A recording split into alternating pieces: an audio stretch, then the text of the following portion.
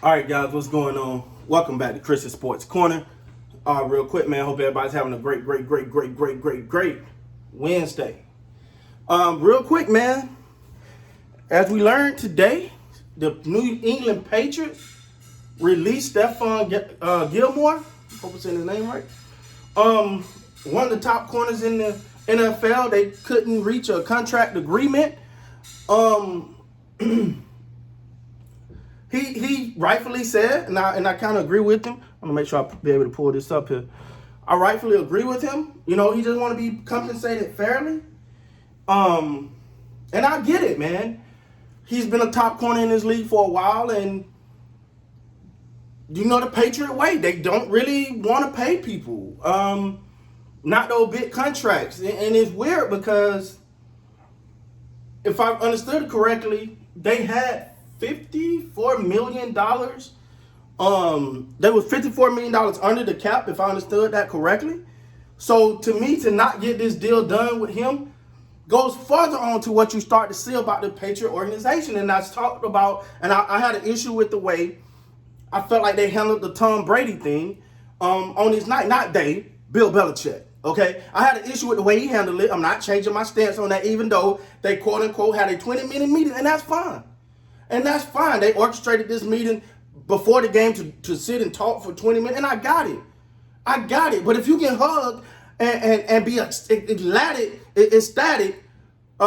with someone when you win a championship and a great thing, but when he's no longer part of your team, you got to go have a secret meeting because you can't show him that affection in public or you know, this is how we do. No. What the Patriots are starting to look like now, and it's going to start because before the attraction was Tom Brady.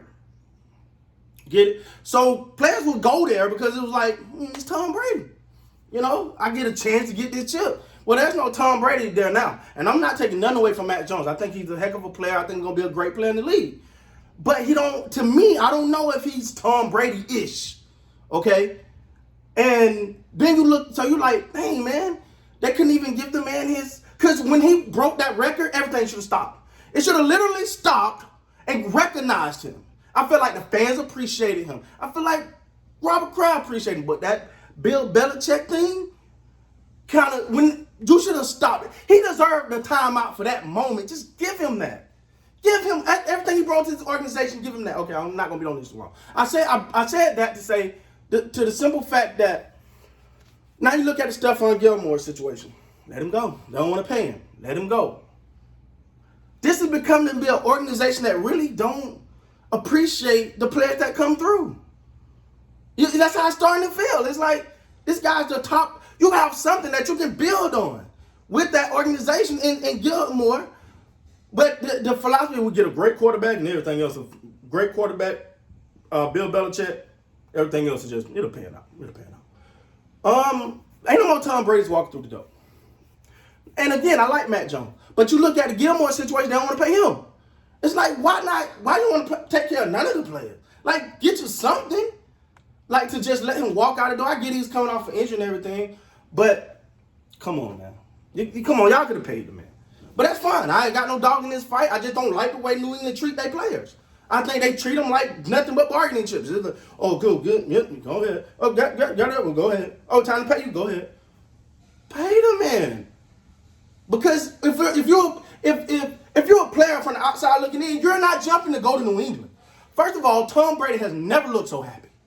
Oh my God, he looked so happy to be away from that. He looked like he could be himself. He looked happy. He's a social media star now. He's like, he got from up under that grip.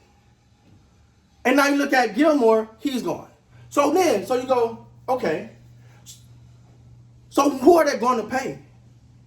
Who are they going to pay? And why do they not value these players? And you're not going to really be able to attract star free agents there. Because you got no reason to. Tom Brady was a reason. Love Mac Jones. He ain't no reason to go yet. He could be, but he ain't no reason to go there yet. Because you don't really see New England as a place now that's like, I don't want to go there. Because they don't take care of their players. Taking care of their players is not a concern of them. Concern of theirs. And I think this franchise is headed in the opposite direction. I'm just going to be honest. All right. But with that being said, he wasn't a free agent alone. Carolina jumped right in and swooped him up. Because they know now they had a pretty good defense over there.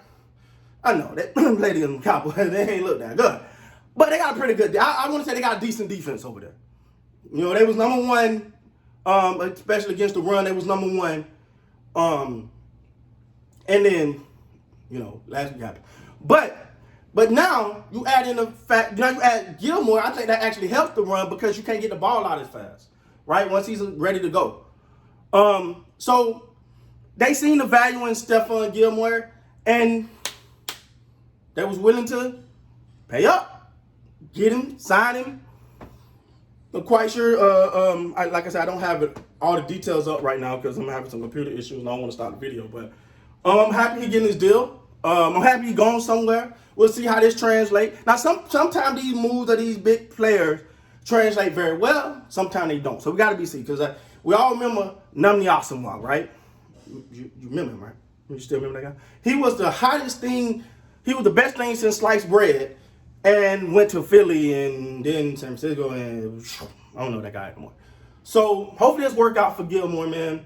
I'm glad that he got a job. But I knew he was gonna be quick. Like nobody was gonna let him sit on the minute he was available, just like that, right? I expected that. That's exactly what happened. For Carolina, I think Sam Darnold, they got something going over there. I think he's a good quarterback. I don't want to put him at an elite level, but he's not the bust everyone thought he was. You give him a defense, you give him a decent running game. He got a heck of a receiver over there. The Panthers can make some noise here. The Panthers can make some noise. You got to see how they bounce back from this Cowboys loss. You got to determine if that loss was a aberration or they got exposed. Because you've seen the loss that the Cowboys had the Chargers, and you've seen that might have been that might not be the norm, right? Like they look at it like a pretty good team. So people now want to write Carolina off as a bad team. Like, oh, they ain't beat nobody. Then the Cowboys can't beat it, so the Cowboys don't get credit. You know, any kind of way to make the Cowboys not sound like they did anything good, people gonna find a way. But what I will say is, I think Carolina got something there. I think Darnold's the guy. I definitely think he got a future. They building the defense. You get a quarterback, some decent running play, and you got C-Mac coming back. So once he get back, you got C-Mac, Darnold, you got a good defense.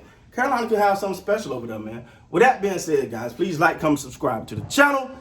Until next time, you guys be great.